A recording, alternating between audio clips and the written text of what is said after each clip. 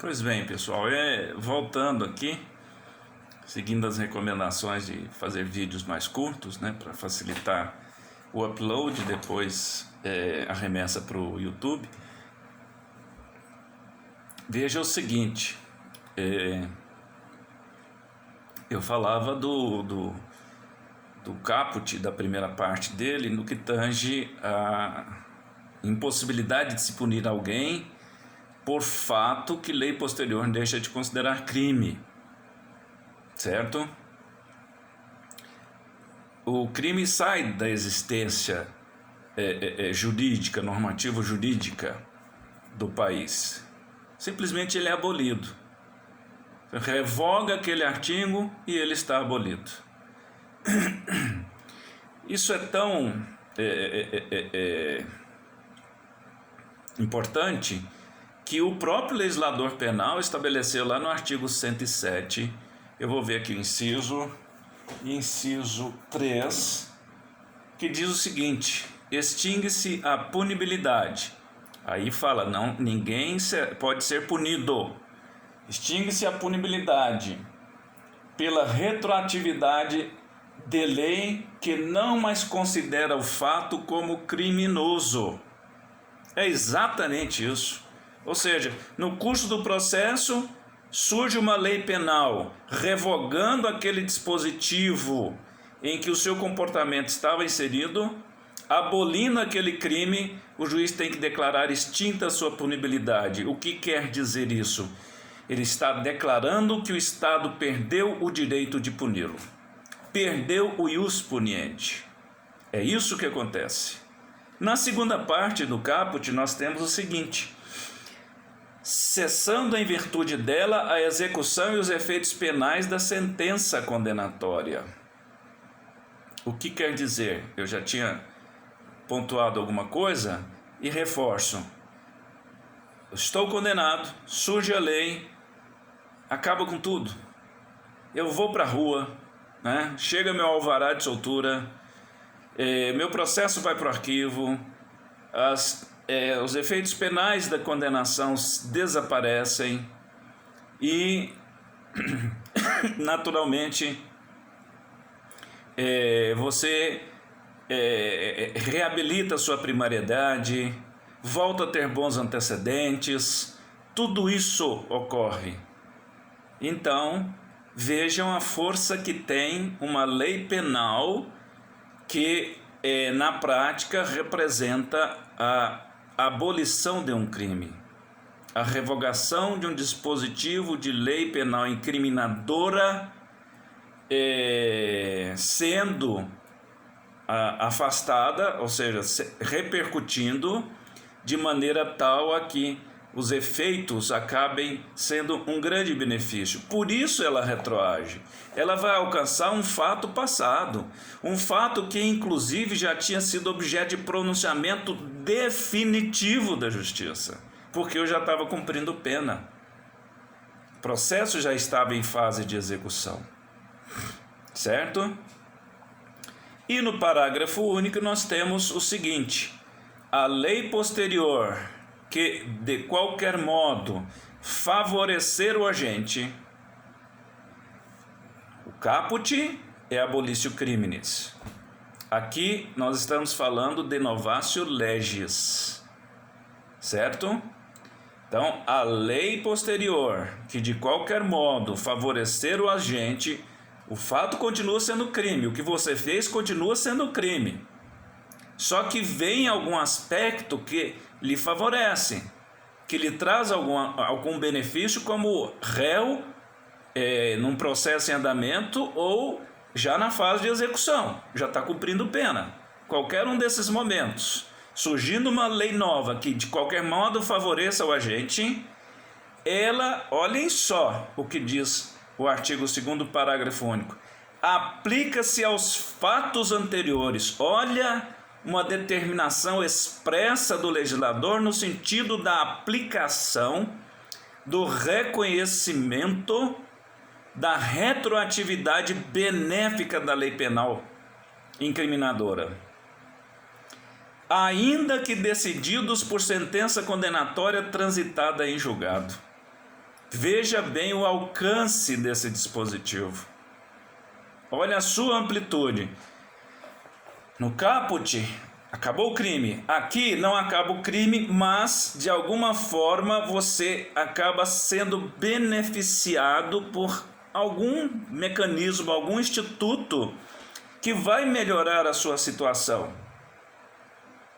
O que acontece? O juiz aplica não só quando está em curso o processo a que você responde, como também o juiz da execução penal tem que aplicar para poder fazer incidir no seu caso, se evidentemente aquela lei benéfica de qualquer modo favorece este agente alcançar o seu comportamento, o processo em que você foi julgado. Querem um exemplo?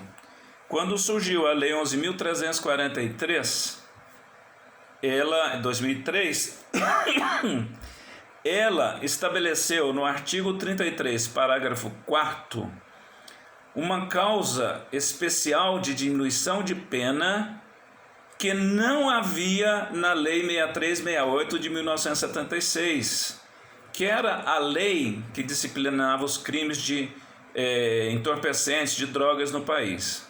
Ela não havia contemplado essa situação. E ela representa a imposição de uma redução obrigatória da pena de 1 a 2 terços, desde que o agente seja primário, de bons antecedentes, não seja dedicado às atividades criminosas ou não faça parte ou integre alguma organização criminosa. Então, muitas pessoas condenadas por tráfico ilícito de drogas antes, que preenchiam esses requisitos, como titulares desse direito público oponível, passaram a ser agraciadas com reconhecimento desta causa de diminuição de pena. Isso é pouco? Não, isso é muitíssimo. Isso é tão muito que pode representar, por exemplo, se eu tiro, vamos tirar o mínimo. Eu condenei um traficante primário de bons antecedentes e tal a 9 anos de prisão. É muito difícil ter uma pena dessa, mas só para a gente trabalhar com algo que seja plausível. De 9 anos. Qual o regime que ele estará? Regime fechado. A partir de 8 para cima, regime fechado. Muito bem. Eu vou lá e reconheço o mínimo, não vou nem reconhecer o máximo em favor dele, não. O mínimo.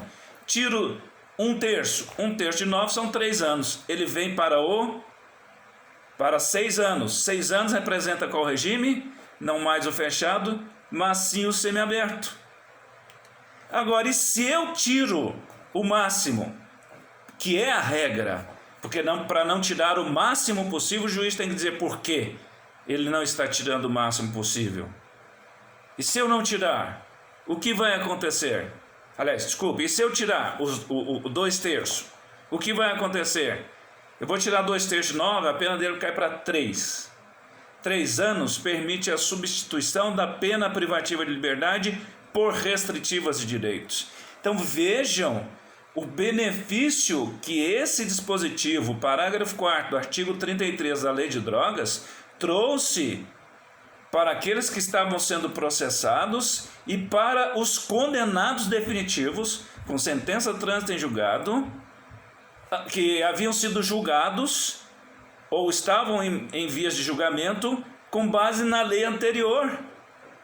Este benefício, a causa de diminuição de pena, uma minorante, retroage para aplicar em todos os casos em que os réus preencham esses requisitos da lei. Preencher um requisito é direito público subjetivo dele. Viram só a grandiosidade desse mecanismo? Muito bem.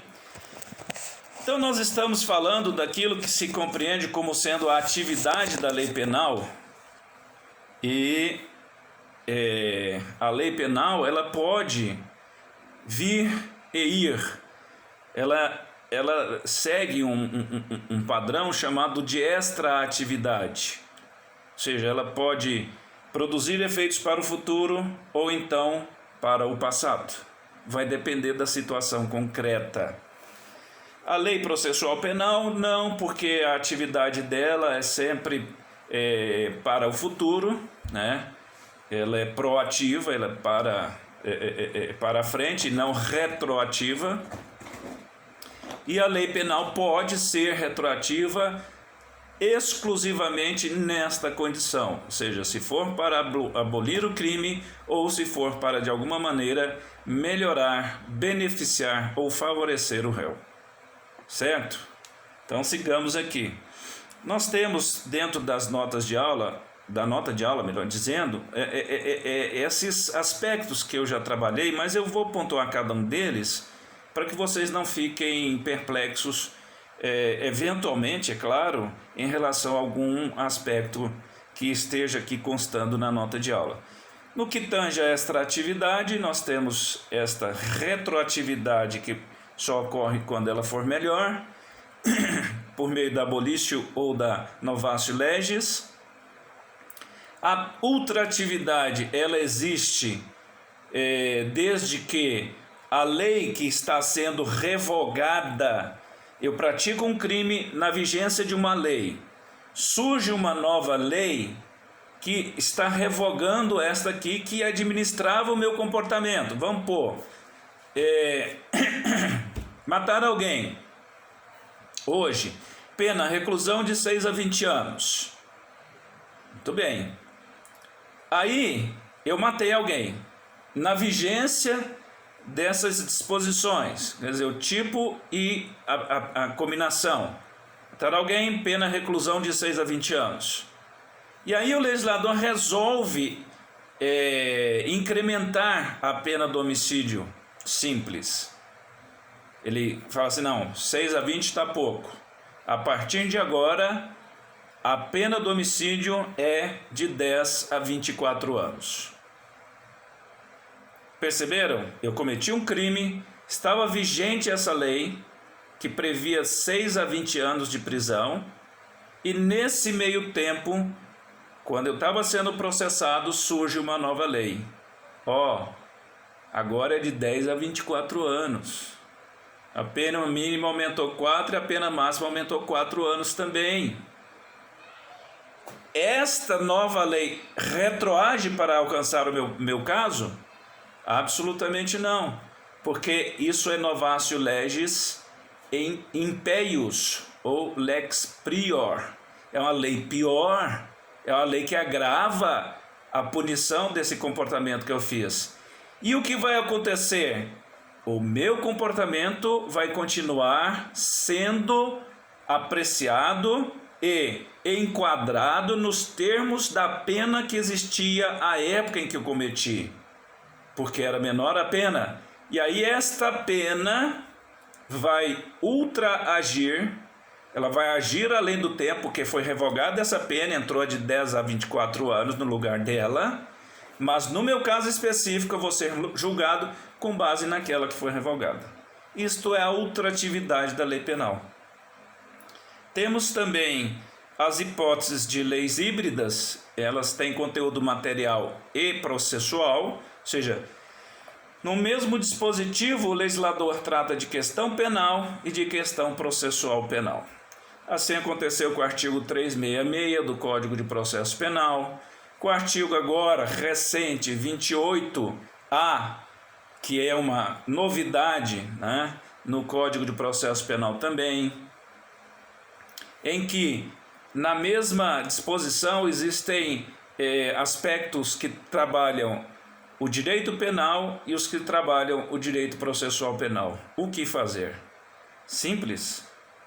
Aplicam-se os princípios de regência de cada uma delas.